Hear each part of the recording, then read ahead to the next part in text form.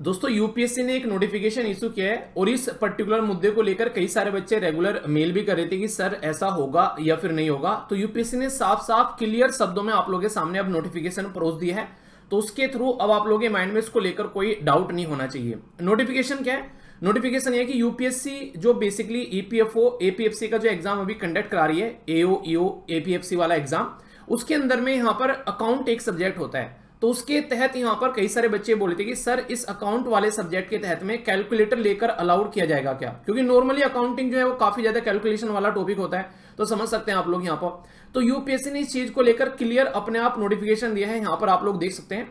इस नोटिफिकेशन के ऊपर जाएंगे, छोटा सा नोटिफिकेशन लिखा हुआ है यहाँ पर कि calculator is not permitted in the examination hall EO AO and APFC, यानी कि दोनों में अकाउंट्स के आप लोगों के क्वेश्चन देखने को मिलते हैं। तो कैलकुलेटर कहीं पर भी अलाउ नहीं किया जाएगा। ठीक है, दोनों उसकी बात की जा रही है। दो मीटिंग में आप लोगों का पेपर देखने को मिलेगा। जिसके दोनों पेपर है वो तो दोनों मीटिंग में पेपर देगा अपना, और जिसका एक पेपर है वो अपना उस हिसाब से एक मीटिंग में जाना। अपना एडमिट कार्ड डाउनलोड कर लिया आप लोगों ने, यस या फिर नो बताइए।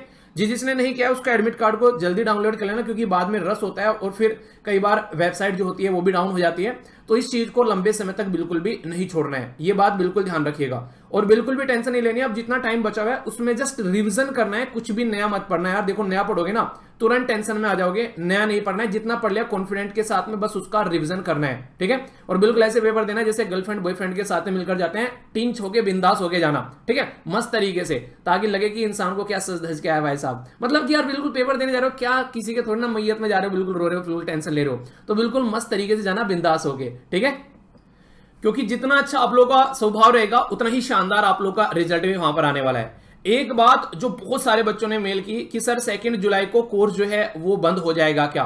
देखो यार, इस चीज को लेकर मैंने बहुत सोचा, क्योंकि कई सारे बच्चे इसको लेकर बोले थे कि सर दूसरे भी पेपर देने अभी रिसेंटली हैं, कई सारे तो स्टेट फीसेस के पेपर देने, उसके लिए बच्चों ने कोर्स ले रखा था। तो 2 जुलाई तक नहीं, यहां पर इसको बंद करने की बात की गई। 2 महीने इसको एक्सटेंड कर दिया है। ये कोर्स अब आप लोगों का 31 अगस्त तक रहने वाला है। तो आप लोग आराम से इसको एंजॉय करिएगा। जिसके जो लेक्चर बचे हुए हैं अपने लेक्चर कंप्लीट कर लेना, जिसको पीडीएफ डाउनलोड करनी है अपने पीडीएफ वगैरह डाउनलोड कर लेना। जो भी टॉपिक्स आप लोगों के बचे हुए हैं आप लोग उनको आसानी से कवर कर सकते हैं। दूसरी सबसे इंपॉर्टेंट बात कि सर यूपीएससी से अगर ईपीएफओ वाले कोर्स में हम लोग जाते हैं तो क्या उसमें कुछ छूट मिलेगी क्या? जी हां, उसमें यह छूट मिलेगी कि ईपीएफओ वाला जो भी आपने कोर्स ले रखा है उसका प्राइस 0 हो जाएगा। यानी कि वो जो प्राइस है उतना बिल्कुल कंप्लीट डिस्काउंट आप लोगों को मिल जाएगा जैसे आप लोग यूपीएससी के कोर्स में जाते हैं। पर लेकिन ये फैसिलिटी ज्यादा लंबी नहीं रखी है, इसको 4 जुलाई तक रखा गया है। ठीक है, पेपर देके आते हैं 3 जुलाई 4 जुलाई तक आप लोग कर लेना, ताकि स्टार्टिंग से उसके साथ में कनेक्ट होकर चल सको। इस चीज को लेकर भी कई सारे बच्चे पूछ रहे थे कि सर इसको कैसे करना है। तो ये मैंने आप लोगों के लिए अलाउ रखा है, 4 जुलाई तक आप लोग इसके साथ में कनेक्ट हो सकते हैं। सारी की सारी क्लासेस आप लोगों के लिए अवेलेबल रहेंगी, आसानी से आप लोग देख सकते हैं। और इसीलिए थोड़ा सा शेड्यूल भी मैंने कम कर दिया है। मैंने कहा जो ईपीएफओ वाले बच्चे हैं कम से कम वो आएंगे, फिर क्लासेस को आगे अच्छे से लेकर चलेंगे।